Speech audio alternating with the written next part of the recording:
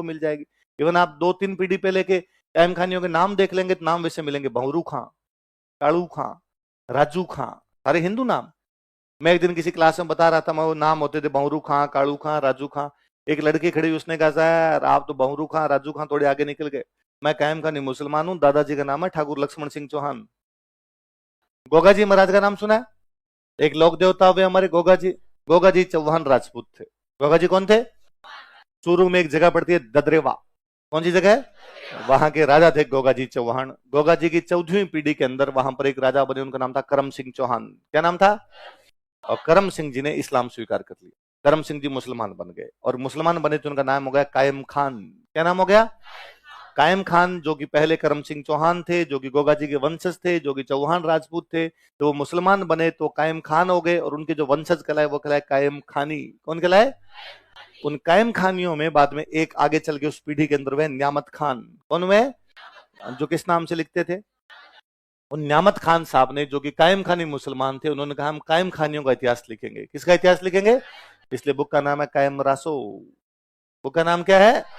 और जब वो कायम खानियों का इतिहास लिखने लगे तो उन्होंने लिखा कि अब हम कायम खानी मुस्लिम है, हम, मेरे पिताजी ये, मेरे दादाजी ये, हमारी ये राजा ने ये किया, ये राजा ने ये किया। सबसे पहले हमारे जो थे वो कायम खान थे, और कायम खान का वास्तविक नाम करम सिंह चौहान था। इसका मतलब पहले हम चौहान राजपूत थे, और फिर वो चौहानों की हिस्ट्री लिखने लगे, चौहानों में ये हुआ, चौहानों में ये हुआ। फिर उन्होंने फाइनल लिखा कि चौहानों की उत्पत्ति किससे भी? ब्राह्मणों से। तीनों बात बताई, ब्राह्मणों से चौहान, फिर चौहानों से बाद में क्या हो गए? कायम खानी मुस्लिम। अलग अलग थियरी के अनुसार क्यों ऐसा कह दिया गया वो हम आगे पढ़ लेंगे, पर याद रह जाएगी इस बहाने। तो कायम रासो किसने लिखी? न्यामत खान। किस नाम से लिखते थे? और एक इतिहासकार अपना ऐसा और बताते हैं, वो कौन है? क्या नाम है? 10। तो कायम खानियों के बारे में भी आपको याद रहेगा। आगे हम गोगा जी महाराज जब और पढ़ेंगे तब और पढ़ेंगे हम, है ना, कि गोगा जी महाराज की पूजा हिंदू और मुसलमान दोनों करते हैं। कारण है, सिंपल सा कारण है। एक तो वैसे ही जो हमारे देवता, उनमें इस प्रकार का धार्मिक बंधन था नहीं। देवताओं को हिंदू भी पूज लिया करते और मुसलमान भी पूज लिया करते। गोगा जी में तो यह है कि गोगा जी के जो वंशज हुए वो कायम खानी है। आपके लिए और मेरे लिए गोगा जी देवता है, कायम खानियों को तो दादा है।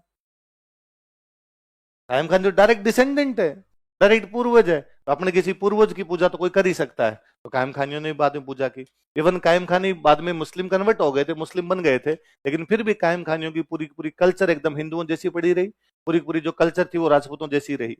आज भी यदि आप कोई कायम खानियों की शादी के अंदर चले जाओगे तो सारे के सारे जो पुरुष होंगे साफे बंधे हुए, और एकदम यूं दुल्ला तो केसरिया साफा बंधावान, घोड़ी पे बैठावान, तलवार लियावान, मोड़ बांधे हुए, सिर पेच लगाए हुए, सिर के ऊपर कलंगीन तुर्रेन सब लगाए हुए एकदम। और वैसे ही मामा जी आएंगे, मम्मी को चुनड़ी उठाएंगे, इधर से मायरे के गीत गाए जाएंगे, वहां जाके तोरण मारेगा। पूरी पूरी हिंदू विधि है। अंदर जाने के बाद करता निकाह है, फेरे वाला समाप्त हो गया, अंदर निकाह वाला हो गया, लेकिन उससे बाहर तक की पूरी व्यवस्था कैसी पड़ी है? हिंदू, जो हिंदू विशेषता हुआ है। यदि आप महिलाओं के कपड़े देख लेंगे, टिपिकल राजपूती पोशाक जो राजस्थान में अपनी पहनी जाती है, सबकी सब महिलाओं के उस प्रकार के कपड़े मिलेंगे आपको। आप बोली भाषा चेक कर लेंगे, वो मिल जाएगी। इवन आप 2-3 पीढ़ी पहले के कायम खानियों के नाम देख लेंगे तो नाम वैसे मिलेंगे, भंवरू खां, कालू खां, राजू खां, सारे हिंदू नाम। मैं एक दिन किसी क्लास में बता रहा था, मैं वो नाम होते थे भंवरू खां, कालू खां, राजू खां। एक लड़की खड़ी, उसने कहा सर आप तो भंवरू खां राजू खां थोड़े आगे निकल गए। मैं कायम खानी मुसलमान हूं, दादाजी का नाम है ठाकुर लक्ष्मण सिंह चौहान। तो अभी तक हमारे ये भी चेंज नहीं हो पाया। तो कल्चर वैसी पड़ी रही। इवन जब कभी पहले हिंदू रहे होंगे, चौहान राजपूत रहे, उस समय चूंकि राजा के वंशज थे तो सेना में रहे होंगे। उस समय सेना के अंदर ज्यादातर राजा के खुद के लोग ही हुआ करते थे। वो सैनिक प्रवृत्ति और नहीं की। कायम खानियों के गांव शुरू हो जाते हैं सिक्कर के बाद, ये झुंझुनू सिक्कर चूरू वाले बेल्ट के अंदर, नागौर वाले बेल्ट में कायम खानियों गांव में फौजियों की भरमार मिलेगी। हर गांव में खूब सारे फौजी। यदि आप राजस्थान में कभी ये वीर चक्र, ये जो मेडल मिलते हैं, ये देखोगे आपको कायम खानियों के नाम बहुतायत में मिलेंगे। और अभी थोड़े दिन पहले तो मेरे कोई अपने कायम खानी स्टूडेंट है, तो वो यूं ही बता रहे थे, रिटायर्ड फौजी साहब है, तो वो कह रहे थे सर हमारे कायम खानियों में तो लड़की वाले जब लड़का देखने के लिए आते हैं, और यदि उनको पता चलता है कि लड़का फौज में है तो उसको देखते ही नहीं। मैं क्यों? कि फिर उनका ये मानना है कि जब फौज ने फिट कर दिया तो हम अनफिट करने वाले कौन है? फौज ने कह दिया लड़का सही है तो बाद में देखना क्या है, लड़का सही है बाद में। तो कल्चर कभी भी चेंज होती, धर्म बदलते हैं, संस्कृतियां नहीं। क्या है?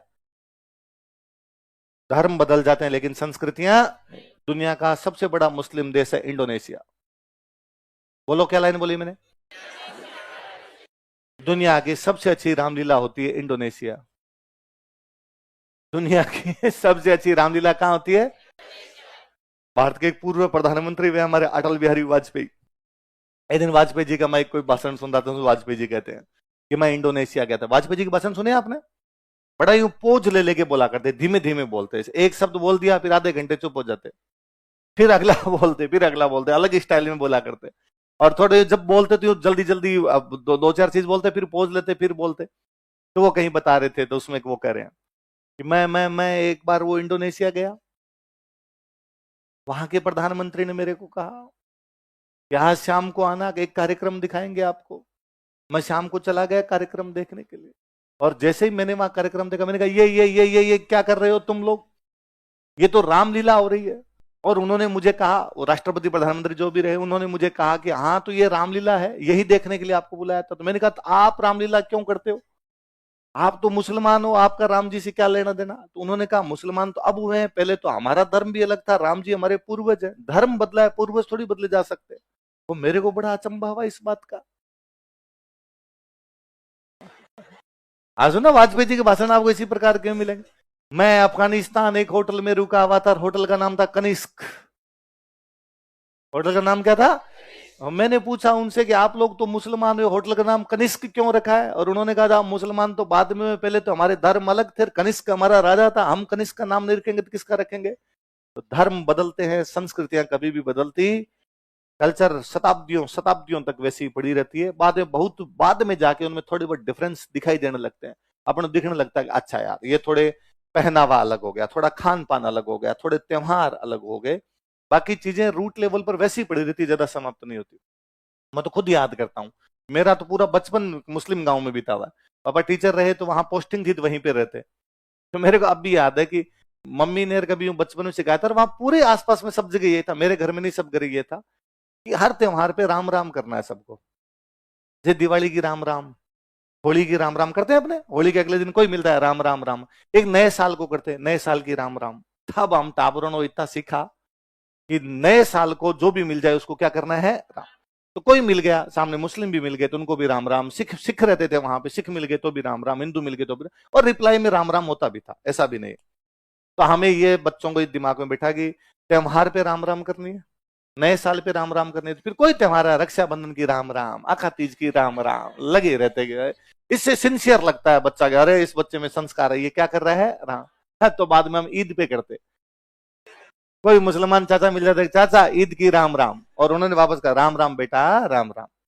और कोई दोबारा कभी और पता चला गया ईद तो तीन ईद आती है, वापस पता चलता आज और ईद है, वापस चाचा दूसरे वाली ईद की भी राम राम, राम राम बेटा राम राम। तो संस्कृतियां नहीं बदलती जी, आपके धर्म बदल जाते हैं, कल्चर वैसी वैसी पड़ी रहती है। तो वो का न्यामत खान साहब है, न्यामत खान साहब किस नाम से लिखते थे? जान कवि नाम से लिखते। नाम बुक का नाम क्या उनका? कायम रासो। क्या नाम है? कायम, कायम रासो। और ये जो लास्ट में इतिहासकार अपने कौन है, कौन है? दशरथ शर्मा। 1965 का जब युद्ध हुआ था ना भारत पाकिस्तान का, तो अपनी तरफ से एक बहुत बहादुर सैनिक लड़े थे, उसमें मोहम्मद अयूब। कौन लड़े थे? वीर चक्र मिला था बाद में, वो कायम खान ही थे, मोहम्मद अयूब। तो उस समय पाकिस्तान का जो राष्ट्रपति था उसका नाम भी था मोहम्मद अयूब। अपने तो एक सैनिक है, उनका नाम क्या है? मोहम्मद अयूब। पाकिस्तान के राष्ट्रपति का नाम क्या है? हम जीते तो हमारे एक इंग्लिश के अखबार की हेडलाइन थी, Indian Ayub versus Pakistani Ayub. Indian Ayub ने किसको हरा दिया है? पाकिस्तानी अयूब को हरा दिया है बाद में। तो ये चार लोग बता, सॉरी चार रेफरेंस बताओ कौन कौन से?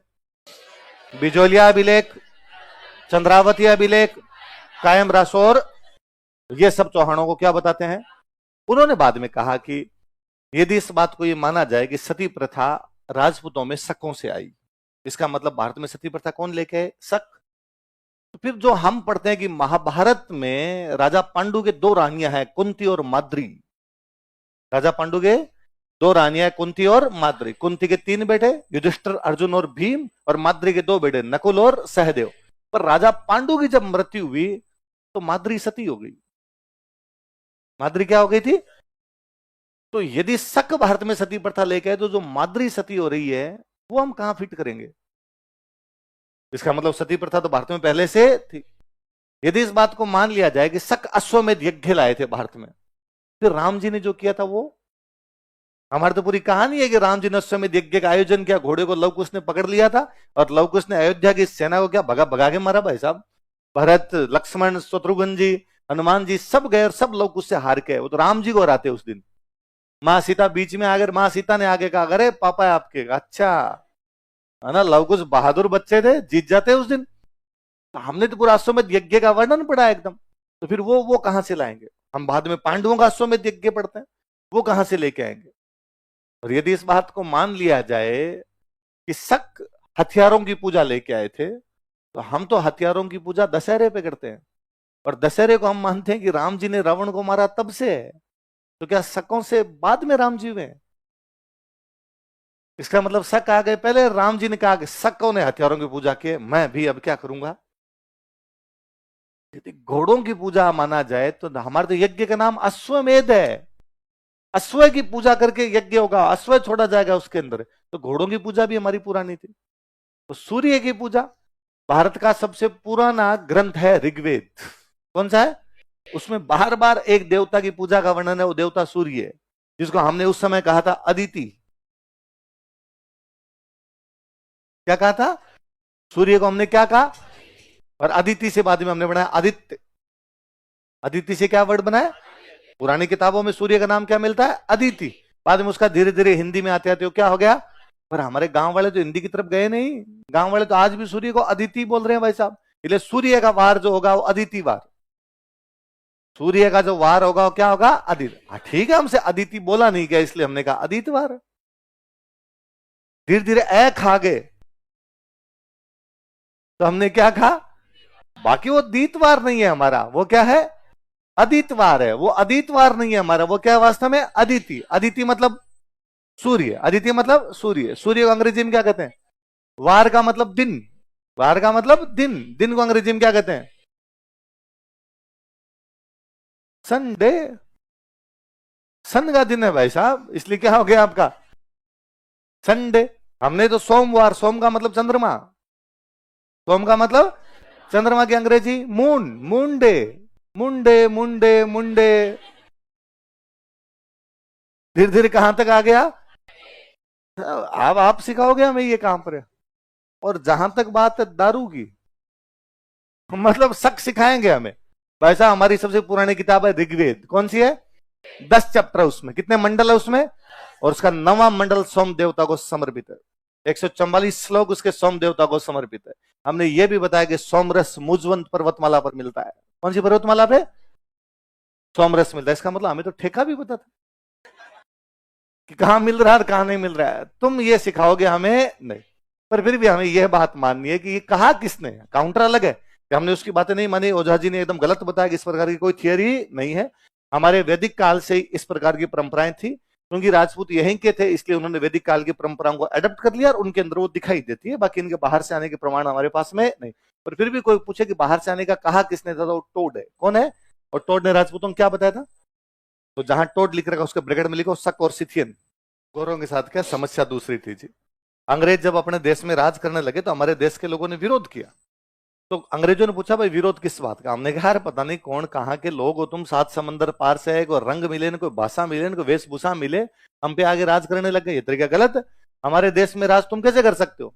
और अंग्रेजों ने थियरी दी कि यार ये तो बड़ी गलत बात है, भारत में राज आज दिन तक विदेशियों ने किया है, भारत में राज भारत के लोगों ने किया ही नहीं। कैसे? तो उनका भारत में राज करने वाले थे आर्यंस, आर्य जो आए थे वो मध्य एशिया से आए थे। भारत में राज किया शक, कुषाण और हूण, वो बाहर से आए थे। भारत में राज किया मुसलमानों ने, वो सारे के सारे बाहर से आए थे। भारत में राज किया पुर्तगालियों ने, डचों ने, वो बाहर से आए थे। तो तुमने उनका विरोध नहीं किया तो हमारा क्यों कर रहे हो? सारे बाहर से तो है भारत में राज करने के लिए। हमने कहा नहीं नहीं नहीं, बीच में हमारे यहाँ पे पूरा राजपूत काल है, राजपूत हुए वो यहीं के थे, तोड़ने का बाकी वालों में तो फिर भी किंतु परंतु हो सकता है, ये तो पक्के बाहर के थे, इनमें से एक भी यहाँ का नहीं था। ये क्या थे? शक और सिथियन थे। तो उसका पूरा चैप्टर है इस पे। बाद में ओझा जी ने बाद में उसके काउंटर किए, ना ये नहीं हो सकता, ये नहीं हो सकता, ये नहीं हो सकता। पर अपने को तो काउंटर नहीं पूछेंगे, अपने ये पूछ लेंगे कहने वाला कौन था? कहने वाला कौन था? एक लास्ट और लिखते हैं। एक अभिलेख मिला है जिनमें चौहानों को इंद्र का वंशज बताया गया,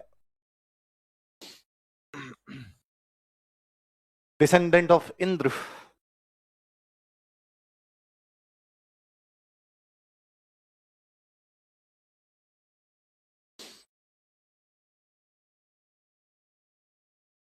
एक व्यक्ति है रायपाल, उसका अभिलेख मिला हमें पाली के गांव से, उस गांव का नाम है सेवाड़ी। रायपाल का सेवाड़ी अभिलेख। सेवाड़ी कहां पर है? Sewadi inscription of Raipal.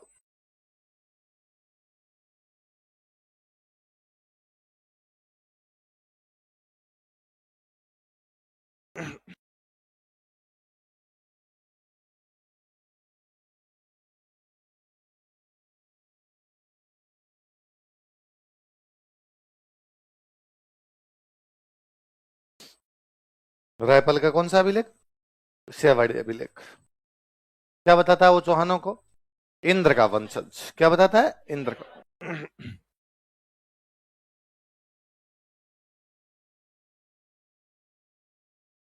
अब ये चौहानों की उत्पत्ति के बारे में अलग अलग सिद्धांत है। अब ये तो उत्पत्ति कहां कहां से आए थे, अलग अलग लोगों ने अलग अलग थियरी दी है। अब ये कहां आए थे कहां? राजस्थान में सबसे पहले। लिखो उत्पत्ति स्थल, नेक्स्ट हेडिंग डालो, ओरिजिन प्लेस।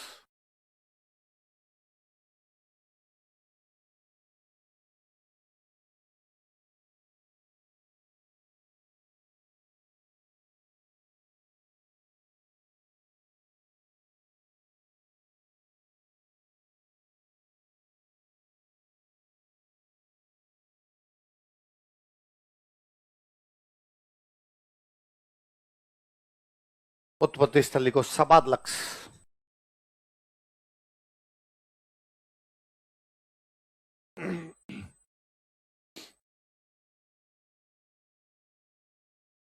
उत्पत्ति स्थल कौन सा है?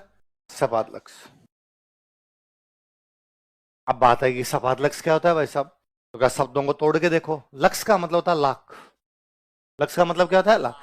सपाद का मतलब सवा, सवा लाख। क्या हो गया? सवा लाख। समझ गए? 1,25,000, सवा लाख जिसको अपने बोलते हैं। तो सपाद का मतलब सवा, लक्स का मतलब क्या है? लाख। तो ये सवा लाख रहते थे। सवा लाख क्या, सवा लाख तो कुछ मतलब ही नहीं निकला। तो कहा गया संभवत्व ऐसी जगह जहां पे सवा लाख बीघा जमीन थी। ऐसी जगह जहां पर कि चौहानों ने जहां सबसे पहले रहे होंगे वहां पर इनके पास कितनी जमीन रही होगी? या यह भी तो हो सकता है ऐसी जमीन जहां से सवा लाख रुपए टैक्स मिलता है। ऐसी जमीन जहां से सवा लाख रुपए टैक्स मिलता है, इसलिए इस जमीन को सपाद लक्स कहा जाए। ये जमीन ही सवा लाख बीघा है, इसलिए जमीन को क्या कहा दिया जाए?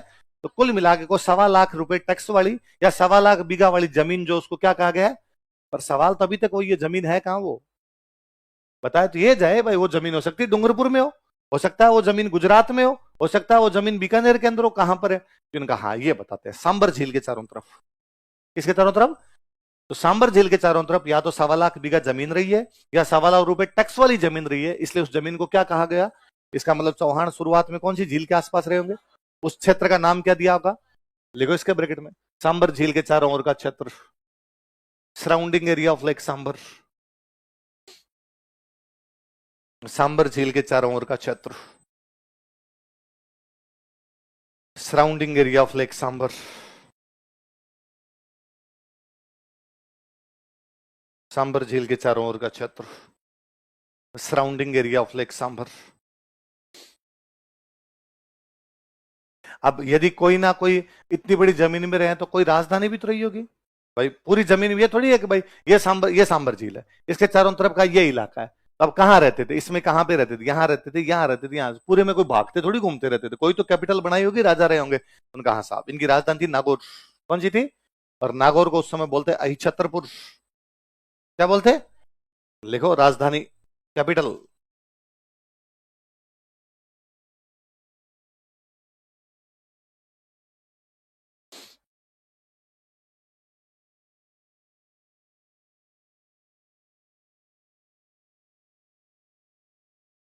अहिछत्रपुर। ब्रैकेट में लिखो नागौर।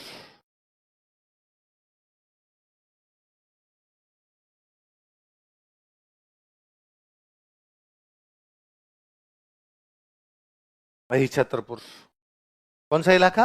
नागौर। अब और देखो, बड़ी इंटरेस्टिंग चीज है।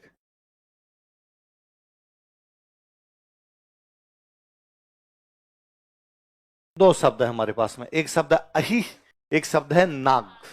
हम या तो बोल रहे हैं उसको नागौर या उसको क्या बोल रहे हैं? अहिच। दोनों का मतलब होता है सांप। अहि का मतलब भी सर्प, नाग का मतलब भी, इसका मतलब कुछ ना कुछ धरती का सर्पों से लेना देना है। तो हम ये कहते हैं कि यहां पे नाग वंश का कब्जा था। किसका कब्जा था? इसका मतलब कोई मनुष्य ही रहे होंगे। सर्प वैसे सांप नहीं माने जाए, उनको मनुष्य रहे होंगे जिनके वंश का नाम ही क्या रहा होगा, नाग। अब नाग को सर्प ही कहते हैं, तो फिर वो कहानियां जुड़ गई इधर उधर से। नाग वंश का कब्जा रहा।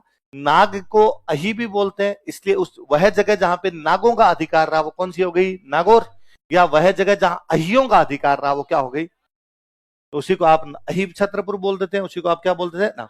इवन आगे हम पढ़ेंगे कुंभा के अभिलेख पढ़ेंगे, हमें मेवाड़ में 2 अभिलेख मिले, कीर्ति स्तंभ प्रशस्ति और कुंभलगढ़ प्रशस्ति। कौन कौन से 2, और कुंभलगढ़ प्रशस्ति, उनमें नागौर का नाम लिखा, नागपुर। नागौर का नाम क्या है, जो नागों का पुर है। पुर मतलब शहर, जय सिंह का शहर जयपुर, उदय सिंह का शहर उदयपुर, जोधा का शहर जोधपुर, तो नागों का शहर। हमारे नागौर का नाम नागपुर लिखा हुआ है। कुंभा कहता मैंने नागपुर पर अटैक किया, वहां से फलानी मूर्ति उठाकर लेके आया था मैं। इसका मतलब ये कोई नागवंशी कभी व्यक्ति रहे होंगे, उनका वंश का नाम ही नाग रहा होगा, उन लोगों ने यहाँ पे कब्जा किया होगा, इसलिए वो क्या कहलाया होगा, नागपुर। बदलते बदलते वही क्या हो गया होगा, नागौर। और उसी को स्टाइलिश थोड़ा सा लिखा होगा, तब क्या लिख दिया होगा। और ये अपने आदत थी पहले थोड़े यूं स्टाइलिश शब्द लिखने की। जैसे एक शहर का नाम यदि आपने नाम सुना हो तो, सुना नाम आपने, एक वर्ड है इसमें, हस्तिन। क्या वर्ड है, हस्तिन का मतलब होता है हाथी। हस्तिन का मतलब क्या होता है, इसलिए मैंने कई बुक में इसी शहर का नाम पढ़ा, गजपुर। क्या पढ़ा है, गज का मतलब। मैंने इसी शहर का नाम कई किताबों में पढ़ा, नागपुर, क्योंकि नाग का मतलब ही हाथी। नाग के 2 मीनिंग है, नाग का मतलब सांप भी है, नाग का मतलब, आप उसको नागपुर एज ए सांप वाले में भी ले सकते हो, अही में भी ले सकते हो, और आप उसको हाथी वाले। अब इसी का नाम नागपुर, इसी का नाम गजपुर, इसी का नाम, ये ठीक वैसा है कि आप में से किसी का नाम कमल हो और मैं एक दिन उसको कह दूंगी पंकज खड़ा हो जा, है दूसरे दिन मैं कहूँ अरे नीरज तुम दिखाई नहीं दिए मुझे, चौथे दिन मैं कहूँ अरे जलज तुम आगे आके बैठ जाओ। एक ही बात है, मैं उसी कमल के बारे में बात कर रहा हूं, सबकी सब पर्यायवाची। तो पहले लोगों की भाषा अच्छी थी, पहले लोगों की भाषा, क्योंकि वो साहित्य पढ़ते थे। क्या पढ़ते थे, साहित्य पढ़ते थे, इसलिए उन लोगों को पर्यायवाची आते थे। फिर आए कोरोना के बाद वाले बच्चे, सो कॉल्ड जेनजी, है, और उन्होंने कहा कि हम लोग भाई साहब हम बताएंगे कि भाषा को कैसे समाप्त किया जा सकता है। हमें भाषा के नाम पर कुछ भी आएगा, पर्यायवाची क्या होते हैं ये तो हम जानेंगे भी। मुझे कभी याद भी नहीं आता कि मैंने किसी पुराने बेच में बताया कि नागौर और अही छत्रपुर, अही का मतलब क्या होता है, नाग का मतलब क्या होता है, मैं समझता था सब जानते हैं, खत्म बात। अब यदि मैं ना बताऊं अही का मतलब सांप होता, तो आप में से ज्यादातर को नहीं पता कि अही का मतलब सांप होता है, क्योंकि आपने पर्यायवाची पढ़े ही नहीं। अब आपको बताने पड़ते हैं हाथी को भी नाग कहते, आपको तो अच्छा हमने नाग सांप ही समझ रखा था, इस बार हाथी जाएगा तो कहेंगे नाग। अब चौहानों ने कहां कहां राज किया था वो पढ़ते हैं, लिखो चौहान रियासतें,